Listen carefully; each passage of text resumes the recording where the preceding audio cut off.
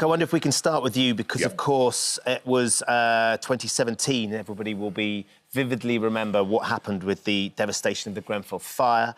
For the last 6 years, a report has been gathered as to what happened and how it happened and what we can learn from it. That report has just been published. I know that you've been doing a special on this morning. Can you just explain a little bit to our viewers what that report has brought to light and also some of the reaction that you've had from your listeners?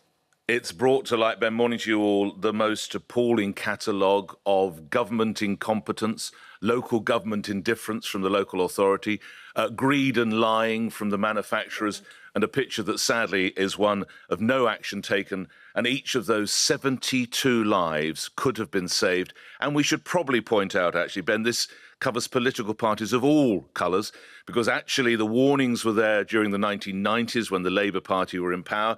When David Cameron came in with a Lib Dem coalition, the Conservative Prime Minister with a Lib Dem coalition, he continued to do away with various building regulations. And then, of course, we know that it was on a separate Conservative government that they decided that the Community Secretary, even more regulations would go. So effectively, you had a product that was known to be dangerous, that was misrepresented by manufacturers, that was allowed to be put on buildings, and no action was taken. Sadly, while not questioning for a moment the bravery of the firefighters involved, even the London Fire Brigade comes in for some criticism because they knew of the dangers of the cladding. They didn't offer enough active training, and they didn't actually give the right advice. They didn't try and get people out of the building, initially telling them to stay where they are, and we all know what happened. To sum up the views of the callers today, Ben, I mean, what you have here is 1 million words, 117 pages, 6.5 years after, 72 lives, but zero chance of justice, because it could be another 18 months. The Metropolitan Police, the London Police now have to study this report before any charges can be laid. And that is the feeling over in Notting Hill, in the part of London, and with my listeners. People who are guilty, politicians, owners of companies, they need to be gripping the rail in the Old Bailey, and it's a long ways off. I think, Vanessa, some of the anecdotally, some of the things I heard from survivors and from family members that had lost, had family members that were lost in the fire.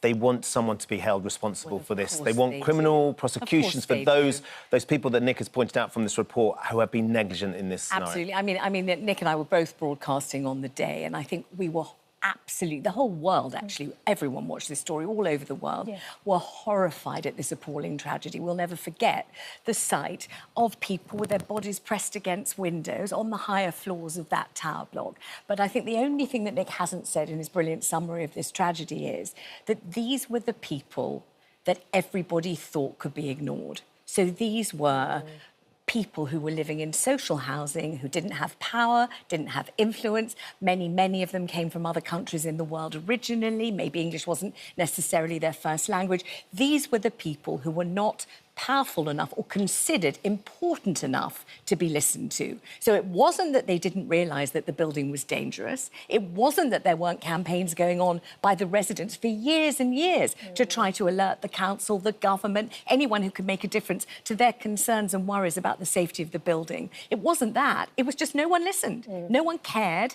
They were the sort of people that people in power considered could be ignored. They didn't count and they didn't matter. And look what happened. 72 of them died. And it's even been found by Sir Martin Morbick in this utterly heartrending report that Kensington Chelsea Council didn't even deal with the survivors properly the day after. They didn't even hear, see, acknowledge the agony, the anguish, the bereavement, the devastation to their whole life. I remember interviewing one lady, one survivor.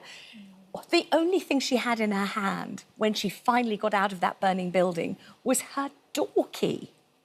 There's no door, there's no apartment, there's no possessions, there's not a single photograph of her entire life. You know, imagine it. And imagine losing all your family at the same time. It is really the most... I mean, this report blaming everyone, really, for dishonesty, for treating people, other human beings, with contempt, for prioritising money and prestige. You know, the head of the council was only careful about how the council would look and, you know, projecting a good image.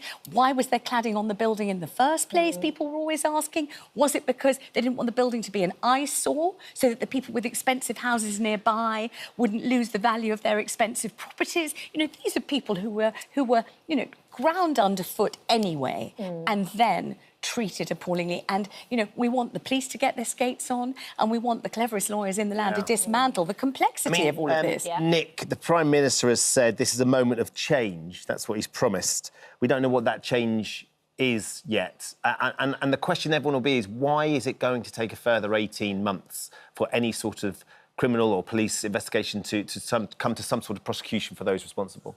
And I think that speaks to a problem within the British setup, because often politicians say when there are terrible events, we need an inquiry, we need a Bloody Sunday inquiry, a Savile inquiry, and indeed we are having a COVID inquiry. These are events that do need to come under the full inspection. But something needs to be done to speed this up. This has taken years. Now, when Theresa May, the then Prime Minister, announced a public inquiry, that legally stops the police taking any action. You can't have a police evidence going on and a public one. So that stopped the police. Right. I would question you possibly need to set a time limit on a public inquiry. For the purpose of debate, let's just say 12 months and that's it. And then that allows the police to move. Because now, as they've said this morning, Ben, they're looking to 12 to 18 months as they review, quotes, line by line, those 1,700 pages. I'm not knocking the police. I'm sure they have. But justice has already been denied. Sadly, there will be victims, families, and others who were caught up in this who will die through natural causes, still not knowing if anyone's brought to justice. And I think that is one of the gravest errors here. Yeah. It's definitely a complicated Thank you for case visiting that our needs- This Morning YouTube channel. We upload new content every day, so go ahead and hit that subscribe button so you don't miss out, and we'll see you in the morning.